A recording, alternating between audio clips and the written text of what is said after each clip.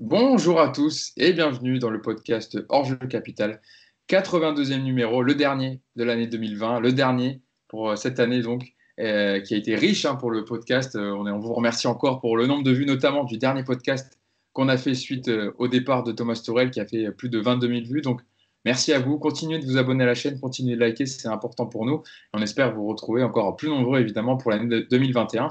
Et donc, avant de découvrir l'année 2021, qui, on l'espère, réservera de belles choses, de meilleures qu'en 2020, on voulait faire un bilan sur la moitié de saison du Paris Saint-Germain, sur ces 4 premiers mois, parce que la saison a commencé vraiment en septembre avec le Final 8. Et on voulait revenir sur évidemment le bilan de mi-saison à travers des tops et flops.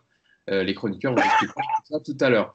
Ensuite, on partira du côté de Mauricio Pochettino. On essaiera de voir ce que peut apporter l'entraîneur argentin qui est vraisemblablement l'entraîneur qui va remplacer Thomas Tuchel au poste d'entraîneur du Paris Saint-Germain. On parlera aussi des possibles recrues qui pourraient arriver pour le mercato d'hiver. Il y a déjà 2-3 noms qui circulent, notamment un joueur de l'Inter Milan, Christian Eriksen, mais qui était déjà affilié au PSG depuis plusieurs mercatos. Et enfin, on terminera avec le quiz de fin d'année sur le bilan, la mi-saison du Paris Saint-Germain. Les chroniqueurs seront évalués sur leur connaissance sur cette moitié de saison du Paris Saint-Germain. On verra qui sera le meilleur. Ils auront 4 questions chacun. Et évidemment, l'objectif sera de faire le plus de points et remportera le quiz du podcast Hors-jeu Capital. Mais ça sera en fin d'émission. Je vais d'abord vous présenter tout d'abord ceux qui vont m'accompagner. C'était déjà ceux qui étaient avec moi lors du précédent podcast qui a très bien fonctionné. Et on vous remercie encore. Tout d'abord, Mousse qui est avec nous. Comment ça va, Mousse, en ce 31 décembre 2020? Salut Hugo, salut tout le monde. Bah, écoute, ça va bien, hein. Ça va, Ouais. tranquille. Ouais, ça va, on attend l'officialisation qui commence un peu à tarder. Mais bon, ça va pas tarder, je pense. Donc, ouais, je suis plutôt enthousiaste et pressé de voir le match de Saint-Étienne, je crois, mercredi prochain. Donc, on Effectivement. va voir les premiers pas de notre ami Pochettino, donc c'est cool. Bah, il faudrait qu'il officialise parce que la reprise de l'entraînement, c'est le 3 janvier. Donc, à un moment, il faudra bien l'annoncer. Bah, normal, alors, je sais pas s'ils peuvent faire des annonces le premier, un jour férié, mais alors ça peut être aujourd'hui ou samedi, parce que l'entraînement reprend en dimanche. Donc, Ouais. Ça peut être un beau ok. cadeau voilà, ça peut être le cadeau de cette nouvelle année pour les Ouais. supporters parisiens fidèles. Yacine Amnet qui est avec nous. Ça va, Yass? Salut à tous, ça va bien, merci. Toi aussi, tu accueilles l'année 2021 avec envie par rapport à cette année de merde, pour résumer. Disons qu'on a plutôt envie de se débarrasser de 2020 déjà. Ce sera déjà pas mal. Ouais. De toute façon, je pense pas, enfin, ça peut toujours être pire, mais je pense pas que ça peut être pire que ce qu'on a connu en 2020. Ah, c'est... Ouais, c'est vrai. On est surprise. Et enfin, pour terminer la bande, il sort encore de la douche, je pense, vu ses cheveux qui sont quand même un petit peu mouillés. Nicolas Puravo qui est avec nous. Comment ça va, Nico? Salut à tous, bah ça va bien, super. Ça va aussi, toi aussi en forme pour ce dernier podcast de cette année? Ouais, bah en forme, hein. Puis de toute façon demain ce sera la même journée, hein, donc on change d'année, mais il n'y a pas grand-chose qui va évoluer, donc ouais, ça va. On Ouais. attend le retour du foot surtout là. Peut-être un nouvel entraîneur au Paris Saint-Germain. On l'attend parce que c'est annoncé depuis plusieurs jours, mais pour l'instant, pas d'officialisation, à part le départ de Thomas Tuchel, qui était lui officialisé. Pour l'instant, pas de nouvel entraîneur à la tête du Paris Saint-Germain. Évidemment, ça devrait être Mauricio Pochettino. Je vous le disais en première partie de ce podcast, on va revenir sur le bilan à mi-saison du Paris Saint-Germain. On va revisiter cette première partie de saison, ces 4 premiers mois de Ligue 1, de Ligue des Champions, avec le Paris Saint-Germain, à travers des tops et flops des chroniqueurs. Chacun, je vous ai demandé de me donner vos tops et flops de ce début de saison. Alors, on va commencer, on a choisi des joueurs et des matchs. On va commencer avec les joueurs. Mousse, je me tourne vers toi. On va commencer avec ton top joueur de cette première partie de saison. Pour toi, c'est le Brésilien arrivé du FC Barcelone, Rafinha. Pourquoi? Bah déjà parce que c'est une bonne surprise. Je pense que la plupart des supporters, et nous les premiers, on avait été un peu surpris par l'arrivée de Rafinha en toute fin de mercato. Alors, comme l'a souvent dit Yacine, on ne se posait pas trop de questions sur la qualité intrinsèque du joueur et sur son côté technique, etc. C'était plus sur le côté un peu physique. Il a beaucoup été blessé. Il n'a pas eu beaucoup sa chance au FC Barcelone. Il a eu beaucoup de prêts successifs, des prêts avec succès, d'autres avec un peu moins de succès. Et puis, on le voit arriver au PSG. Puis, dès ses premiers matchs, même si dans les premiers matchs, il a joué vraiment plutôt simple, je me rappelle de ses premières apparitions, mais tu sentais quand même qu'il y avait cette touche technique qui nous a beaucoup manqué ces derniers temps au milieu, et notamment lorsque Neymar ne jouait pas. On aurait pu se reposer sur un Draxler, mais bon, je ne vais pas, je vais pas m'étendre sur Draxler. Vous connaissez le joueur tout aussi bien que moi, pardon, qui n'a pas donné satisfaction. Donc, voir un Rafinha arriver et combler un peu ce manque de technicité ou ce manque de lien entre le milieu et les attaquants, ça fait toujours plaisir. Puis c'est un joueur élégant, raffiné, qui joue simple, qui a toujours la tête levée, qui joue vers l'avant. Donc, ouais, pour moi, alors, c'est pas le seul top, hein, bien qu'il n'y en ait pas beaucoup dans cette première partie de saison. Je pense qu'on a bien galéré pour chacun en trouver un. Mais oui, pour moi, Rafinha, il va apporter ce qui a beaucoup manqué ces derniers temps, et notamment quand quand il y avait un nombre de blessés au milieu de terrain. Bon, aujourd'hui, j'allais dire Thomas Tuchel, plutôt enfin, c'était le cas pour Tuchel, il avait une autre solution. Et puis Pochettino, il aura aussi cette solution. Donc pour moi, c'est une très très belle surprise. Il a beaucoup apporté. Et surtout, j'espère qu'on verra souvent le duo Verratti-Rafinha, qui pour moi est très très complémentaire dans ce milieu parisien. Yacine, pour ajouter un petit mot, c'est vrai que Rafinha a fait des débuts, on va dire, timides. Et puis, quand il a commencé à être associé à Verratti au milieu de terrain, dans ce milieu à 3, etc., il a trouvé ses marques. Et évidemment, quand il y a des joueurs qui tiennent aussi bien le ballon que Verratti, on voit le Rafinha qu'on aime, en tout cas. Ouais, parce que je pense qu'il avait besoin aussi de retrouver du rythme. Donc commencer à enchaîner les matchs. Donc il a été utilisé par parcimonie, on va dire. C'était les petits matchs au début. Il a joué contre Nîmes, il a joué je crois, il rentre contre Angers. Enfin bref, c'était très léger. Et puis au fur et à mesure, il s'est imposé aussi par sa qualité. Et oui, il est meilleur avec Verratti, mais Verratti est aussi meilleur avec lui. Voilà, comme Verratti était meilleur quand il y avait Mota. Quand tu parles le même football, c'est quand même mieux. Voilà, il a montré des belles choses, et il a montré aussi des choses dans le comportement. On se rappelle du match à Montpellier, par exemple, où je crois qu'il récupère plus d'une dizaine de ballons. Voilà, il a montré que c'était pas juste un joueur qui avait de la technique et qui savait jouer au foot. Il sait aussi aller récupérer des ballons, combattre. Donc c'est bien. Maintenant, encore une fois, la seule interrogation sur lui, c'est les blessures. Pour l'instant, il a été épargné, pourvu que ça dure. Nico, est-ce que tu as un petit truc à rajouter sur l'ami Rafinha ou on passe à ton top? Non, tout a été dit. Peut-être juste rajouter que ce qui est plaisant avec lui, c'est qu'on sent un joueur porté sur le collectif. Et c'est vrai qu'avec Neymar, Mbappé, c'est quelque chose qu'on peut reprocher souvent. Rafinha, lui, se pose aucune question. Il est là pour l'équipe. Et effectivement, ça fait du bien de par ses qualités déjà de footballeur, et par son comportement et par encore une fois, cette vision de penser d'abord à l'équipe. C'est vrai que c'est une vraie belle surprise de cette première partie de saison. Nico, on va passer à ton top directement. Je reviens vers toi. Pour toi, c'est une autre recrue aussi qui est arrivée cet été. C'est Moise Kean, la recrue arrivée tout droit d'Everton. Ouais, ça a été effectivement pas facile de trouver des tops parce que ça a été un début de championnat un peu mitigé, pour pas dire mauvais. Le choix du cœur, vous le connaissez tous, mais je ne vais pas en parler parce que je vais me faire chambrer, donc j'ai voulu aller sur quelqu'un d'autre. Et donc, Kean, parce que, comme peut-être encore plus que Rafinha, on ne savait pas trop à quoi s'attendre avec lui, parce que, bon, Rafinha, on connaissait ses qualités de joueur. Kean, on en a vu quelques bouts de temps en temps, mais ça remontait. Son passage à Everton était très, très compliqué. Le voir arriver comme ça sur la fin du mercato, ça ressemblait un petit peu au panic buy qu'on a tendance souvent à dénoncer. Bon, là, en plus, il n'est même pas acheté, il est prêté. Et puis à l'arrivée, on a découvert un jeune joueur qui s'est tout de suite adapté au club, à l'environnement. Très utilisé par Tourelle, très efficace, puisqu'il marque 9 buts dans cette première partie de saison, toutes compétitions confondues. Il joue beaucoup de matchs. Et puis là encore, un comportement moi, qui m'a énormément plu. Voilà, un joueur qui court sur le terrain, qui défend, et puis qui défend vraiment. C'est-à-dire qu'il va au contact du défenseur pour essayer de récupérer le ballon et pas seulement pour faire illusion et se donner bonne conscience. Donc moi, j'aime ce comportement.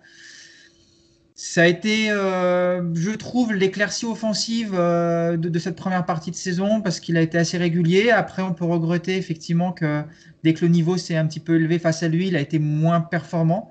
Mais j'ai envie de dire qu'il a été aussi, comme l'équipe, d'une manière générale, moins bon dans les gros matchs. Mais pour moi, ça a été vraiment la très très bonne surprise. Pas forcément le meilleur joueur du PSG de la première partie de saison, mais en tout cas celui que j'ai voulu mettre en avant aujourd'hui parce que voilà, j'ai aimé tout ce que je viens de vous dire et j'espère qu'on va continuer à le voir en deuxième partie de saison parce que je crois beaucoup en lui. Ce qui est intéressant, Mousse, c'est que là, depuis le début, là, on commence les tops. Vos deux premiers tops, c'est deux recrues. Donc ça veut dire quand même que les recrues, petit à petit, rentrent dans le collectif et s'imposent et montrent des choses. C'est intéressant. Et ça veut aussi dire que finalement, il y a eu beaucoup de critiques sur le mercato de Leonardo. On peut critiquer certains choix, évidemment, hein, personne n'est intouchable, mais finalement, avec le peu de moyens qu'il avait, faire venir un joueur comme Keane, qui a beaucoup apporté devant, et puis aussi Rafinha, dont on vient de parler, bon, c'est pas mal, plus Florenzi, finalement, ça a quand même ça a un peu de la gueule quand même. Yacine, est-ce que tu as un petit mot à rajouter sur Moise Kean avant qu'on passe à ton top? Non, c'est bien parce qu'au moins, il court et il se bat. Et c'est vrai que c'est finalement un profil qui manquait, parce qu'entre Mbappé, Neymar et Icardi, quand il aura décidé de revenir jouer au foot, effectivement, dans le genre combattant, Cavani parti, il restait plus grand-chose devant. Donc c'est bien. C'est un profil que Paris n'avait plus. Ouais. Bon, on va passer à ton top. Toi, Yacine, toi, tu as choisi une valeur sûre.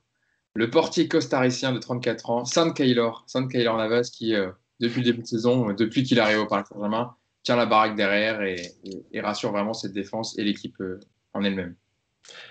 Ouais, je voulais le mettre en avant parce qu'en fait, on en parle souvent dans les podcasts, mais ça devient un peu normal. C'est-à-dire qu'on dit un mot rapide, bon, bah Navas, voilà, il a été bon, et on passe à autre chose.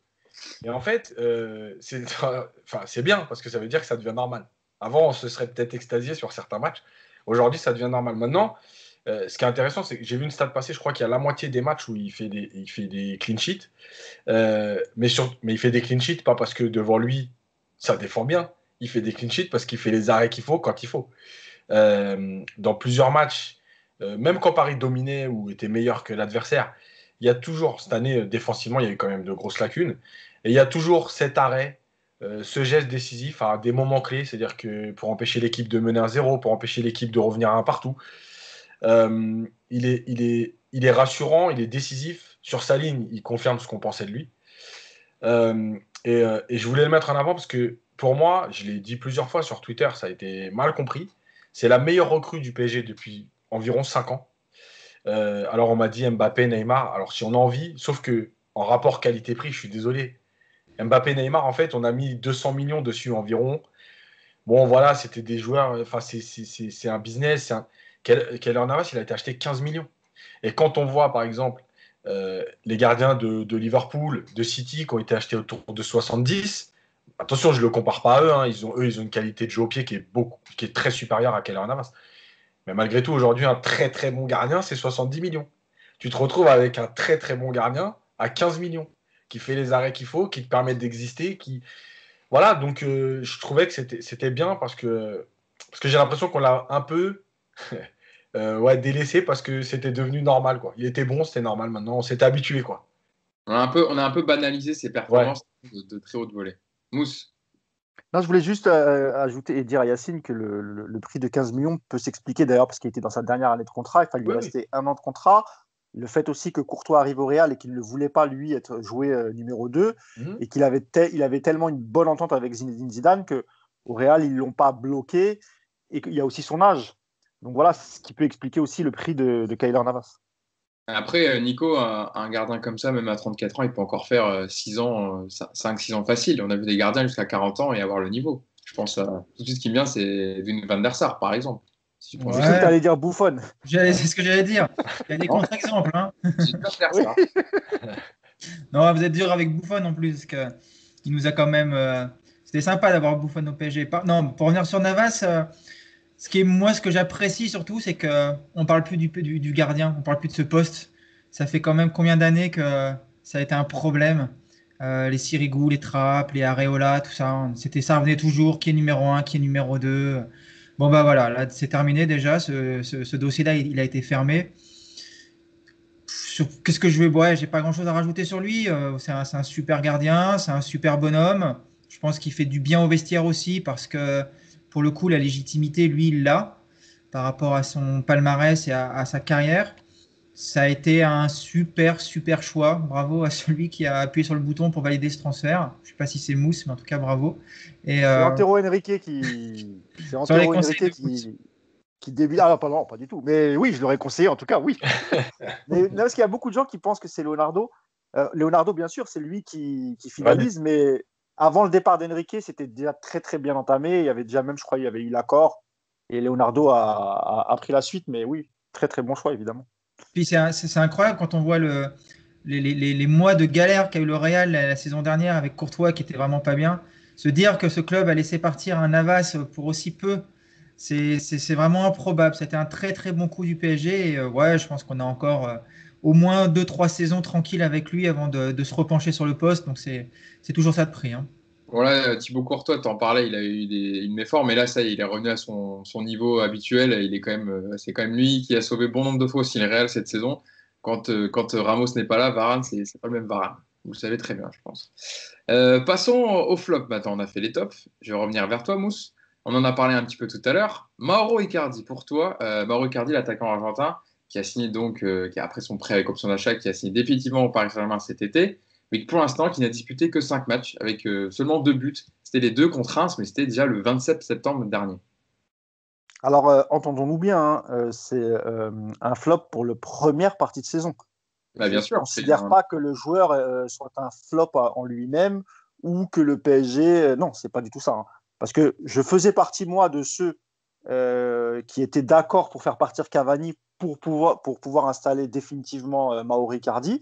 Parce qu'il ne faut pas oublier non plus sa première saison, où quand il arrive, bah, il enchaîne, hein. On est même tous surpris parce qu'il faut se rappeler qu'à l'Inter, il avait très très peu joué, il était mis à l'écart. Et quand il arrive, il est très très vite intégré et il est très efficace. Et je trouvais que ce type de joueur, renard des surfaces, etc., ça faisait longtemps aussi qu'on n'avait pas eu ce type d'attaquant. Et après, on l'a vu, bon, il y a eu un souci apparemment avec le coach en deuxième partie de saison parce que Cavani finalement redevient titulaire. Et à partir de là, c'est vrai qu'entre ses blessures, ses méformes, certains disent aussi son hygiène de vie. On se rappelle des images après le final à 8, les barbecues, etc. Donc ouais, je considère que c'est un flop parce qu'il aurait pu nous filer un coup de main s'il avait été en forme et qu'avec tous les blessés, les cas de Covid, etc., ben, on n'a pas pu compter sur lui. Et alors il y a un nouvel entraîneur et c'est son compatriote. Alors on espère que ça va le remettre dedans, que ça va le remotiver. Et moi j'espère vraiment que dans cette deuxième partie de saison, il montrera autre chose et qu'on retrouvera le Mauro Icardi décisif, technique aussi, parce que c'est pas simplement un renard des surfaces. On l'a vu déjà aussi, il fait des jouer en remise, dos au but, combiné avec Neymar et Mbappé. Donc voilà, c'est un flop parce que j'aime beaucoup ce joueur et j'espère vraiment qu'il va revenir en 2021 en forme et qu'il va enchaîner les buts. Yacine, le PSG a besoin de Mauro Icardi pour aller loin dans cette Ligue des Champions? Oui, parce qu'en fait, en avant-centre, en réel avant-centre, tu as Keane, mais c'est tout. Mbappé, on l'a vu plusieurs fois. Pour l'instant, il n'est pas prêt. Neymar en faux neuf, bon, voilà, ça peut dépanner, mais c'est pas sur la durée, ça ne tiendra pas. Donc oui, et je pense aussi que aujourd'hui, on a quand même un joueur, par exemple, comme Florenzi, on n'avait pas sa qualité de centre avant. Ce qui veut dire que ça correspond aussi à la finition d'un Icardi, des ballons qui vont arriver comme ça devant le but. Avec un peu de chance, tu récupères Bernat avant fin février et tu as quand même 2 joueurs de couloir qui sont capables de bien centrer régulièrement. Donc oui, après c'est toujours pareil. Est-ce que c'est le Icardi de septembre à décembre ou est-ce que c'est le Icardi d'après? Voilà. Je pense que de toute façon, il était arrivé avec des kilos en trop. Il y avait beaucoup de choses qui... Voilà. Je pense qu'après Tourelle aussi, voilà, il y avait quelque chose de cassé avec Tourelle. Donc quand c'est comme ça, les joueurs font pas forcément des efforts pour revenir aussi à leur meilleur niveau. Donc voilà, après, voilà, il y a un nouveau départ. À lui de prendre le bon wagon et de s'imposer. En plus, Nico, il sera sous la houlette d'un entraîneur argentin. Si Mauricio Pochettino finit par arriver au PSG, ça peut aussi le relancer, lui qui n'était pas dans les petits papiers, on va dire, de Thomas Tuchel.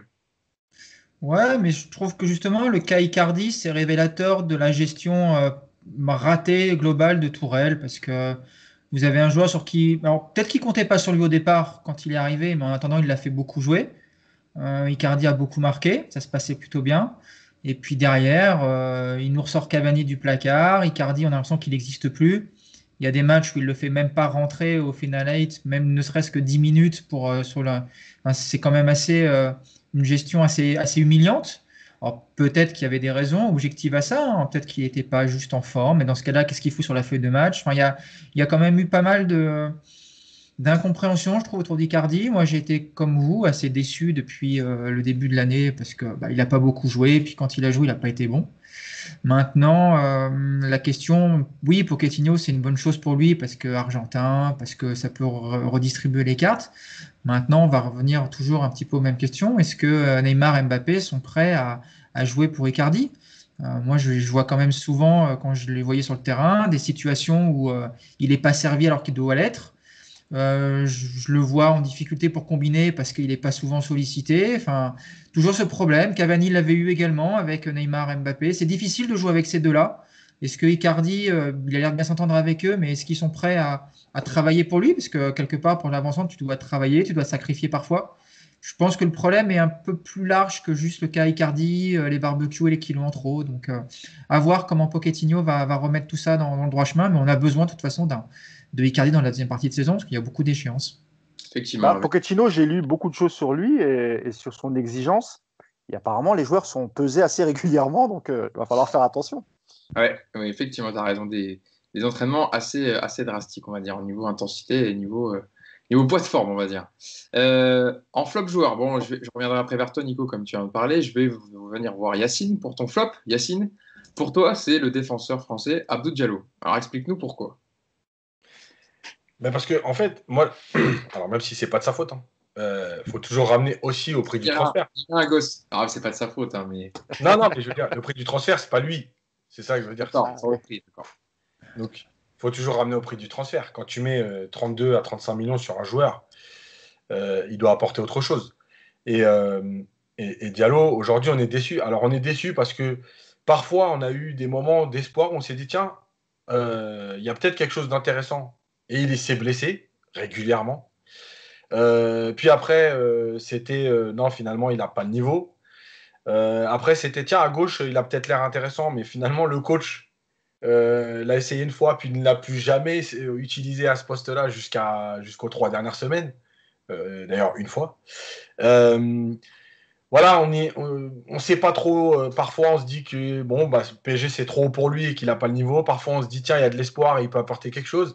On essaie de trouver des côtés rassurants parce qu'il y a des moments, par exemple le match à Manchester où à un moment donné, alors déjà latéral gauche, il a fait plutôt une bonne première mi-temps. Puis après, dans la défense à 3 il a été bon pour finir le match. Donc on se dit tiens, dans une défense à 3 finalement. Et puis finalement, on est redéçu. Et puis finalement, il se blesse encore.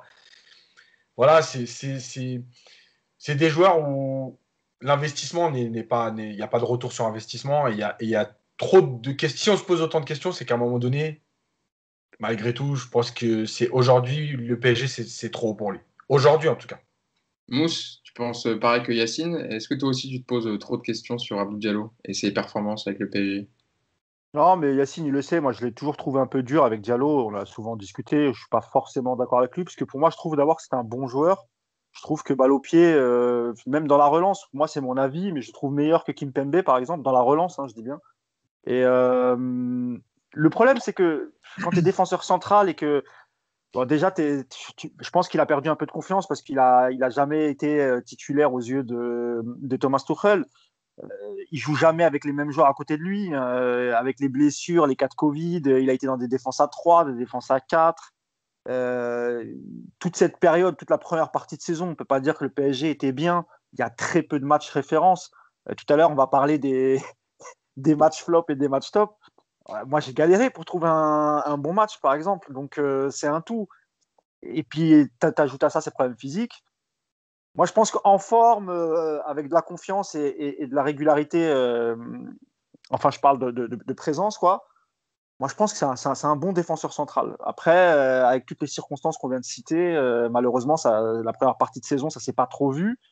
Mais flop, je comprends Yacine parce que voilà, il n'a pas beaucoup joué, il a été blessé, etc. Mais pour moi, voilà, je pense qu'effectivement, on l'a payé un peu cher, 30 millions pour un joueur qui était censé être une doublure ou accompagner la défense centrale. Mais flop, non, moi je trouve que c'est un mot un peu dur. Quand même, voilà. Juste pour finir, il y a un moment clé vraiment, c'est l'année dernière en décembre en fait où il joue. Kimpembe est blessé, Kimpembe n'est pas vraiment bien. Il joue et en fait il enchaîne jusqu'à Galatasaray. et il se blesse à nouveau. Et je pense que c'est cette blessure qui lui fait le plus mal, en tout cas dans sa progression ou dans la confiance, ou peut-être tout mélanger d'ailleurs. Parce qu'il enchaînait. Bah, c'est ce que je te disais, voilà. Quand tu enchaînes, tu prends la confiance, Voilà, bah, mais le problème, c'est tout revient automatiquement, tu vois. Voilà. Et le problème, c'est qu'il s'est encore blessé. Et tu as l'impression qu'après, c'est l'engrenage. Dès qu'il fait 2 matchs, il se blesse. Puis là, en plus, cette année, Abdou Diallo, il a pris 2 cartons rouges. Vous vous souvenez, contre Metz, il avait pris un double carton jaune en début de saison, donc tu es privé du match d'après. Contre Monaco aussi, il a pris un carton rouge. Donc c'est vrai que ça n'aide pas non plus à enchaîner les matchs pour un joueur comme lui qui a besoin de rythme, évidemment, pour se sentir au mieux. Et si en plus, Hugo, tu n'as pas l'équipe type, c'est-à-dire qu'entre les suspensions, les blessés, les malades du Covid, tu rentres dans une équipe comme ça, tu manques de confiance, et puis il n'y a pas Neymar, il n'y a pas Mbappé, il manque beaucoup de cadres, ça aussi, ça n'aide pas non plus. Donc c'est pour ça que je ne veux pas être trop dur avec Diallo. Moi, j'aimerais le voir sur une année complète avec beaucoup plus de matchs, et je suis sûr que l'analyse sera peut-être un peu moins dure de la part de Yacine, tu vois. Nico, passons à ton flop. Toi, tu as choisi un autre défenseur parisien, c'est Thilo Kehrer, le défenseur allemand, qui a joué 13 matchs depuis le début de saison. Explique-nous pourquoi. Bah écoutez, vous prenez ce que vient de dire Yacine, puis vous changez Diallo par Kerrer. Voilà. Merci Yacine, ça m'évite de parler. Non, c'est à peu près les mêmes arguments. C'est que déjà, il y a beaucoup vous êtes dur quand même. Hein. Kehrer moi, comparé à Diallo, vous êtes dur quand même. moi, je vais être dur sur Kerrer parce que déjà, il y a toujours ses blessures et ses problèmes physiques. Ça devient un vrai problème. Donc déjà, pour moi, quand on est aussi souvent sur le flanc, il y a un moment, il va falloir prendre une décision. Ensuite, bah, c'est ce qu'on a dit sur Diallo, l'absence de match, le manque d'enchaînement, le fait d'être ballotté aussi sur 2 postes, bah, ça n'aide pas pour la confiance. Et à l'arrivée, on a un joueur qui a coûté encore plus cher que Diallo et qui est pas au niveau, tout simplement. Alors, moi, j'entends ce que dit Mousse sur le fait que c'est difficile de rentrer dans une équipe qui n'est pas l'équipe type, qu'on n'est jamais au bon poste. Mais je vais te donner un autre contre-exemple, c'est Pembele, le gamin qui, lui, on lui donne quelques bouts de match et puis quand il rentre, il n'a pas d'état d'âme, il joue son jeu, il prend des risques. Et aujourd'hui, le problème de Kerrer, c'est que je ne sais même plus à quel poste il peut faire du bien à l'équipe parce que couloir droit, il est très limité et je trouve qu'il apporte vraiment rien. C'est pas du tout un latéral droit à mes yeux.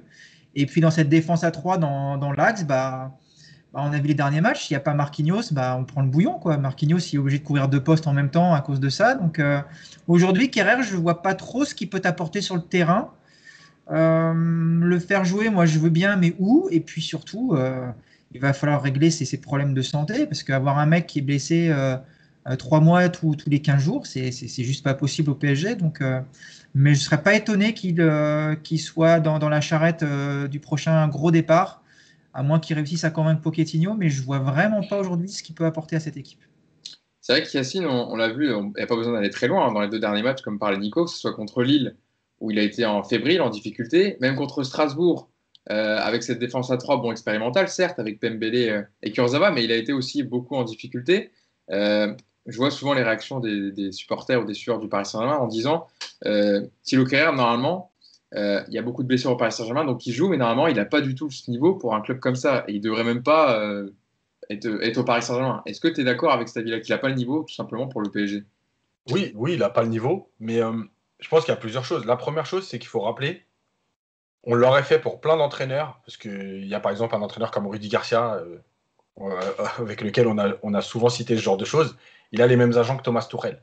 Voilà. Donc déjà, première chose, pour moi, ça, c'est quelque chose d'incohérent dans un club. On ne peut pas prendre des joueurs. Il y a conflit d'intérêt. Bien sûr. Donc déjà, ça, c'est la première chose. Ensuite, mais ils n'ont plus le même agent. Hein. Non, mais quand il a signé. C'est Zahavi maintenant qui prend l'intérêt de Tuchel. Mais avant, c'était Rogon, oui, voilà. Bien sûr. Donc, ensuite, effectivement, personne ne sait finalement c'est quoi son poste. Parce que même en équipe d'Allemagne, moi, je l'ai déjà vu dans une défense à 3, je l'ai déjà vu couloir dans une défense à 5. On a l'impression que c'est un joueur qui peut jouer partout, mais nulle part. Parce que je l'ai même déjà vu numéro 6. Et puis, Kehrer, le problème, c'est que. Alors, c'est peut-être un signe du destin, mais il y a eu un Tuchel avant Manchester 2019 et après Manchester 2019. Il y a un Kehrer avant Manchester 2019 qui n'est pas impressionnant, mais bon, qui essaye de combler, qui est plutôt combatif et tout. Et il y a un Kehrer après. Quand il coûte le match, en tout cas, il coûte le premier but au bout d'1 minute contre Manchester, je pense que mentalement, lui, vraiment, il s'en est jamais remis. Parce qu'il y a quand même. Ok, il n'est pas bon, mais il y a des choses qu'il fait sur le terrain où c'est pas possible d'être aussi fébrile. Tu vois, que tu sois fébrile dans un grand match, je veux bien, mais que tu sois fébrile dans tous les matchs, que ce soit Dijon, Lille, Brest ou le Bayern, c'est toujours le même jeu. Il peut plus rien faire, quoi. Donc oui, lui, il doit faire partie du wagon. Et peut-être qu'il se relancera ailleurs. Hein. Ouais. Et en tout cas, pour moi, le PSG, c'est fini. Mousse, est-ce que tu veux rajouter un petit mot sur Thilo Kehrer avant qu'on passe au top et flop pour les matchs?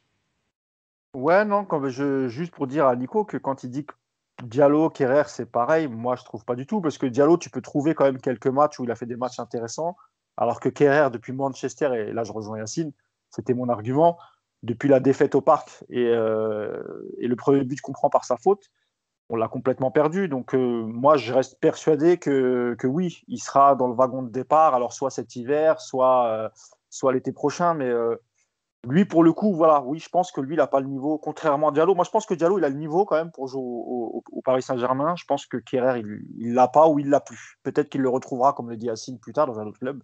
C'est des choses qui arrivent. Mais je pense qu'au PSG, je vois pas ce que.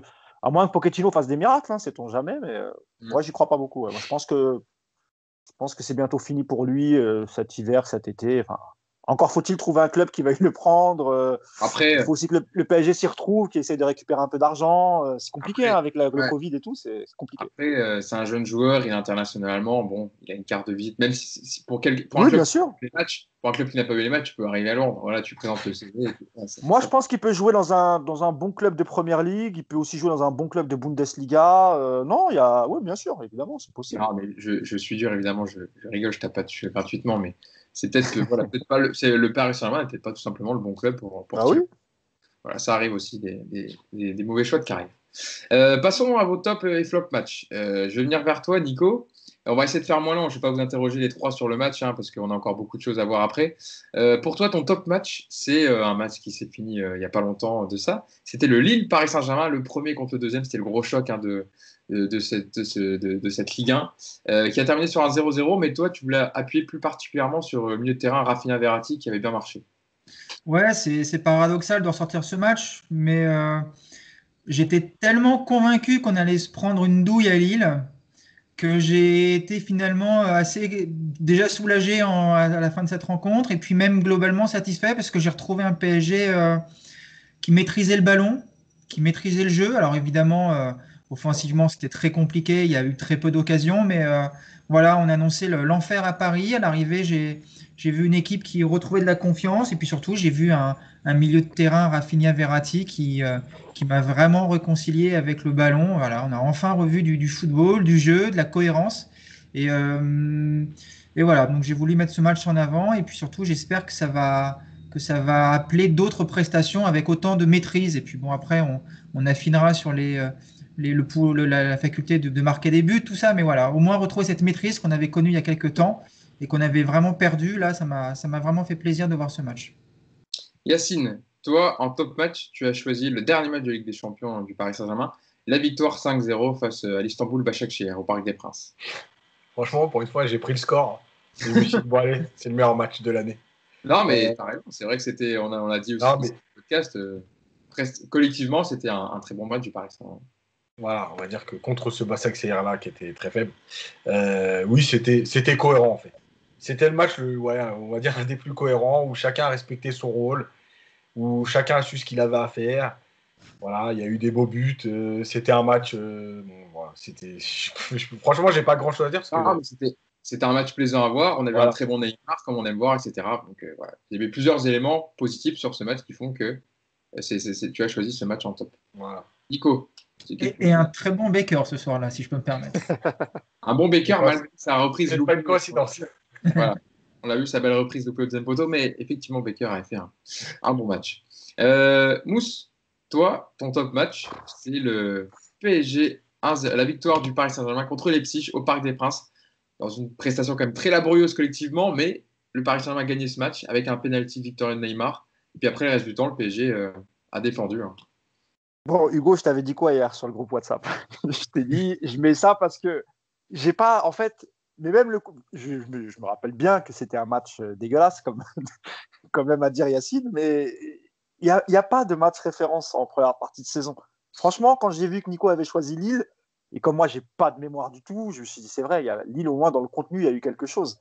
Là, en fait, j'ai choisi Leipzig parce que en battant Leipzig, vu on avait très, très mal démarré en Ligue des Champions, c'est ce qui a permis de garder espoir pour le déplacement à Manchester. Et c'est uniquement la raison pour laquelle, parce qu'ils n'ont pas cédé à la pression. Ils avaient une grosse pression et malgré tout, ils ont réussi quand même à passer ce cap et battre Leipzig pour pouvoir rester en vie et pouvoir espérer encore. Et je ne dis pas arriver serein à Manchester, mais bon, voilà, avoir des chances de se qualifier. C'est la seule raison pour laquelle j'ai choisi ce match parce que, honnêtement, comme je viens de te le dire, en première partie de saison, il y a eu des victoires, pas de problème et tout, mais d'abord, il n'y en a pas une contre les gros du championnat. Quand je dis les gros, entre guillemets, Marseille, Lyon, Monaco. Et en Ligue des Champions, bah, le contenu n'était pas plus reluisant, quoi. Donc voilà, c'est uniquement parce que ça nous a permis de garder espoir et finalement battre Manchester, Başakşehir et finir premier du groupe. Voilà. Moi, personnellement, j'étais étonné que vous ne mettiez pas le Manchester PSG, voilà, la victoire à Old Trafford, même si le PSG a souffert, même si le PSG est passé à 2 doigts de l'élimination. Collectivement, j'ai trouvé quand même qu'il y avait quelque chose, comme le disait Yacine, de cohérent et qu'au final, il fallait aussi gagner ce match pour passer premier à la tête du groupe. Donc, voilà, moi, j'aurais choisi ce match personnellement. Et Moi, je veux dire juste pourquoi je ne le mets pas, parce que pour moi, il y a trop un tournant qui est. Ah oui, mais oui, comme dans tous les matchs. Non, ouais, mais attends, il y en a deux, c'est l'action de Martial quand même. Je l'ai revu encore hier, là, parce que je ne sais plus sur quoi il y avait. Non, mais le raté, il est incroyable. Non, mais c'est un truc de fou ce qui s'est passé. Ouais, bah, oui. Je suis d'accord. Et Cavani aussi, Cavani qui. Oui, ouais, ça va, derrière. Ouais. Mais bon. Même Rashford derrière qui met sa oui. Il y a 10 minutes où le match, il peut y avoir 3-1 et il n'y a rien à dire, quoi. Mais au final, le PSG a su gérer ce temps. Bien sûr, ouais. Alors, peut-être par la maladresse d'attaquant mancunien, mais en tout cas, j'ai trouvé que collectivement, c'est un des matchs sur lesquels j'avais pris de plaisir. Et puis aussi, le but à la fin de Neymar, ouais, le délivre un peu aussi et je pense me donne cette image-là d'un match plutôt abouti collectivement. Passons à mon flop match. Nico, je me tourne vers toi. Toi, alors là, par contre, là, vous aviez le choix, du coup, pour le coup. Hein. Pas de Toi, tu as choisi la défaite du PSG à Louis II contre Monaco. La défaite 3-2 du Paris Saint-Germain après avoir mené 2 heures à la mi-temps et défaite à la fin 3-2. Ouais, alors, la liste des flops était longue. J'ai choisi celui-là parce que je l'ai trouvé assez révélateur de l'ère Tourelle de cette dernière année, en fait. C'est-à-dire qu'on avait une équipe qui n'avait plus aucune maîtrise. On est capable de faire une première mi-temps vraiment super satisfaisante. On doit marquer 4-5 buts et il n'y a pas photo. À l'arrivée, on tourne qu'à 2-0 à la pause. Et puis ce match-là, on le perd dans les vestiaires, on le perd au retour sur le terrain, on le perd sur le banc. Voilà, on voit tous que tout part dans tous les sens. Il n'y a personne qui réagit. Il n'y a pas un joueur pour ramoter sur le terrain. Tourelle est complètement complètement spectateur de tout ce qui se passe. Il change rien. Et à l'arrivée, tu perds 3-2 alors que tu avais la soirée vraiment tranquille et puis tu te compliques la vie derrière parce que tu te mets de la pression inutile. Et donc voilà, ce match m'avait vraiment énormément énervé. Alors derrière, on est tous de très mauvais perdants et on est tous là à dire on s'en fout, la Ligue 1, patati, on va gagner, on s'en fiche. Mais en fait, ouais, c'est le genre de match qui me rend fou et j'avais pas du tout apprécié cette soirée. Ouais. Ouais, non, mais on se dit ça et au final, voilà, le PSG va repasser devant le classement tranquillement. Et finalement, à la mi-saison, le PSG est 3e de Ligue 1. Voilà. Avec un point de retard seulement, certes, sur Lille et Lyon, mais le PSG est toujours 3e de Ligue 1. Yacine, toi, ton flop match, c'est la défaite du PSG face à Lyon au Parc des Princes, la défaite 1-0 sur ce but de Tino Kadewere après une perte de balle de Presnel Kimpembe, qui a coûté cher. Ouais, parce qu'en fait, dans ce match, il n'y a rien eu. Y a rien eu dans la première mi-temps où tu es mangé par Lyon et tu peux même être mené 2 ou 3-0, il n'y aurait pas eu grand-chose à dire. Et il n'y a rien eu dans la façon d'améliorer le match, de lire le match par Tourelle, de révolte chez les joueurs. Il n'y a pas d'occasion en deuxième mi-temps, il n'y a pas d'envie, il y a des joueurs qui jouent tout seuls, qui essaient de sauver le match un peu tout seuls, qui rentrent dans des trucs. Ouais, il y a rien eu dans ce match. Et en fait, il venait un peu conclure tous ces matchs, comme Mousse l'a dit tout à l'heure, ces chocs, entre guillemets, où finalement, tu n'as rien montré de l'année, quoi. Alors, encore une fois, le match de l'OM, il est un peu à part parce que tu ne mérites pas de le perdre. Mais bon, tu le perds. Il y a Monaco, il y a Lyon, et malgré tout, il y a Manchester à l'aller au parc et il y a Leipzig là-bas. Dans une première partie de saison, la stat est sortie partout, c'est très rare que Paris perde autant de gros matchs. Déjà perdre autant de matchs, mais autant de gros matchs. Et finalement, Lyon, c'est venu en dernier. Et c'est pour ça aussi que que je rejoignais un peu Nico sur le match de Lille, parce que après le PSG Lyon, on s'est dit, bon, mais à Lille, vu comment ils gèrent les gros matchs cette année et vu Lille comment ils jouent en ce moment, à Lille, ça va être une tarte. Donc voilà, donc Lyon, tout résumé, c'est-à-dire que pas de jeu, pas d'idée, pas de lecture du jeu et même pas de révolte. Voilà. Mousse, je viens vers toi pour ton float match. Toi, tu as choisi un match de Ligue des Champions. Tu as choisi la première journée de Ligue des Champions, le PSG contre Manchester United et cette défaite 2-1 au Parc. Non, mais en fait, j'ai changé, j'ai oublié de te dire. Ah bah. C'est pas Ah ce ben match-là. alors là, je ne peux pas évidemment Carton changer jaune. de place. Je ne suis pas dans ta tête, Mousse, donc tu vas nous donner alors ton Ouais, match. non, parce que là, il l'a évoqué. En fait, je voulais parler de Marseille, mais j'ai oublié de te le dire hier, parce qu'en fait, la Ligue des Champions, comme je t'ai dit, les matchs, en fait, ils se sont tous ressemblés. C'était pas très intéressant. Non, Marseille, pourquoi? Parce que c'était le premier choc. Alors, malheureusement, il arrive tôt. Et quand on connaît les conditions de la reprise, le PSG venait d'achever le Final 8. Il y a eu une petite pause. On avait reculé, enfin annulé, je crois, le premier match ou reporté. Puis peu de temps après, on a eu Marseille. Et flop, pourquoi? Pas parce que Marseille n'a absolument rien montré dans ce match, vraiment. Je pense qu'ils ont plutôt été malins pour réussir à faire dégoupiller les Parisiens. Et ce qui m'a vraiment énervé lors de ce match, c'est l'attitude de certains joueurs. Et en premier lieu, celle de Neymar, qui rentre uniquement pour se faire paillettes et qui oublie complètement le match, qui à aucun moment tu le sens concentré sur le match. Et toute la partie, ça a été que ça. Et il a pas eu un bon comportement ce jour-là. Il n'a pas été le seul, hein, bien évidemment. Mais et je mets de côté les polémiques de racisme et tout. Je parle même pas de ça. Là, je parle vraiment de terrain. Et Paredes qui rentre pareil, qui a une seule chose, c'est qu'il veut venger son copain Neymar et il oublie le football. Euh, Ce jour-là, comme aime bien le dire Yacine, ils n'ont pas respecté le foot. Certains n'ont pas respecté leurs partenaires. Et ça a donné une défaite historique, j'allais dire, pour le PSG, enfin plutôt une victoire historique pour Marseille. Ça faisait des années déjà qu'ils n'avaient pas battu le PSG, mais surtout au Parc des Princes. Donc pour moi, voilà, dans ce match-là, il y a tout ce que je déteste dans un match de foot. Donc pour moi, ça reste le plus gros flop parce que c'est Marseille et que moi, à mon âge, enfin moi, pour moi, la rivalité, elle est toujours là, même s'il y a 1 milliard de budget d'écart entre les deux clubs. Bah moi, ça reste pour moi le club rival historique du Paris Saint-Germain. Donc voilà, ça m'a fait mal cette défaite, ça m'a beaucoup touché. Je pense qu'une défaite face à Marseille, moi, ça me touche plus qu'une défaite face à n'importe quelle équipe en Ligue des Champions.